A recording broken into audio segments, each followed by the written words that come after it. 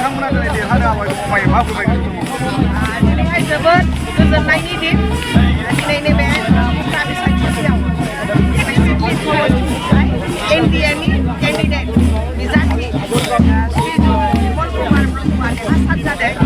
BPL बिथांखौ खालामनाय जादोंमोन। बिपिएल बिजेपि एसडिपिआ जयैनो दिनैहाय ज' जानानै देरहासार खालामदों आरो जोबोद गोजोननाय मोनदों। जोङो जोंनि साबायखर बावो माने दिनै नैबे देरहासार जानायनि थाखाय जोङो जोंनि बिटिआरनि आरो इउपिपिएलनि आफादगिरि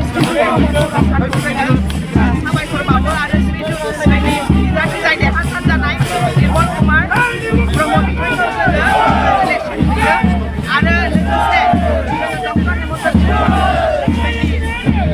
आसामनि चिफ मिनिस्टार बावो आरो लोगोसे एजिपिनि बिथांजों लोगोसे गासिबो एजिपिनि दैदेनगिरि बिथांमोनखौबो बेवहाय मदद होनायनि थाखाय जों साबायखर बावो आरो लोगोसे जोंनि जेसेबां बाहाय लोगो नांनानै जोंनि गारखंनिफ्राय लाइमोननिफ्राय आरो गासिबो सेलनिफ्राय माइन'रिटि सेल टी सेल अबिसि सेल एससि सेल बिथांमोना ज' जानानै दिनैहाय खौसेथियैनो जे जोङो बिमल कुमार ब्रह्म बिथांखौ सासे एमएलए बानायनानै होनो हादों। बिथाङा रायजोनि जानानैनो मावदों। बिनि थाखाय जोङो जोबोद गोजोननाय मोनदों।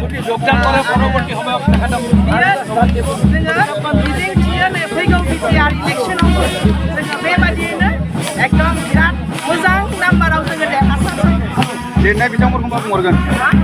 जेननाय बे डेम'क्रेसियावथ' देरहानाय आरो जेननाया थाखायो। बिथांखौ जोङो अल दा बेस्ट होननानै बिथाङा जाहाथे फैगौ समावहाय मोजाङैनो मोजां गाव माने जेखि लाइनावनो गाव बिथाङा मावो जाहाथे मोजाङैनो थाथों। बिथाङा अबंलावरिया बिथांनि हेल्थ